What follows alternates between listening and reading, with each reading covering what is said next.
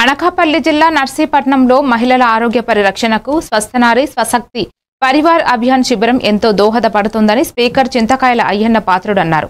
Narsipatnam area ఆసుపత్రిలో ఆరోగ్య శిబిరాన్ని స్పీకర్ ప్రారంభించారు.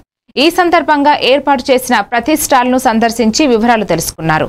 ఐసీడీసీఎస్ ఆధ్వర్యంలో నిర్వహించిన సామూహిక సీమంతం కార్యక్రమంలో పాల్గొని గర్భిణీలకు ఆశీర్వచనం అందించారు.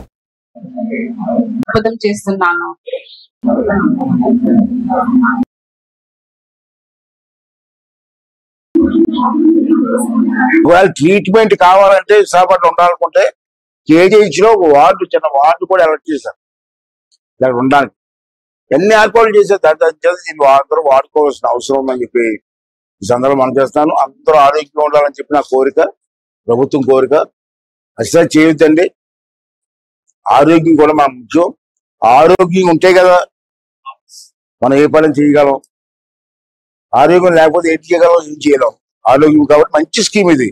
ఇంత లాస్ట్ లో మాట చెప్పాను, 70 సంవత్సరాలు దాటినట్టు వాళ్ళు రిజిస్ట్రేషన్ చేసుకుంటే వాళ్ళ ట్రీట్మెంట్ నిమిత్తం స్కీమ్ ఏదమ్మా వయోవందనం ఇది ఉంది.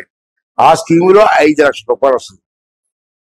చాలా మందికి ఎక్కడ రిజిస్ట్రేషన్ చేసుకోవాలి కూడా చేయట్లే. 70 సంవత్సరాలు దాటాలా.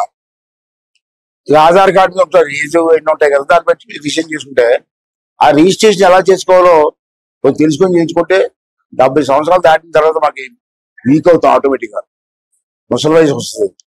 అప్పుడు ఈ 5 లక్షలు మాకు ఉపయోగపడుతుంది. దీన్ని అందరూ కూడా ఉపయోగించుకోవాలని చెప్పి ప్రతి ఒక్కరిని అసలు చేయొద్దండి. దీనికి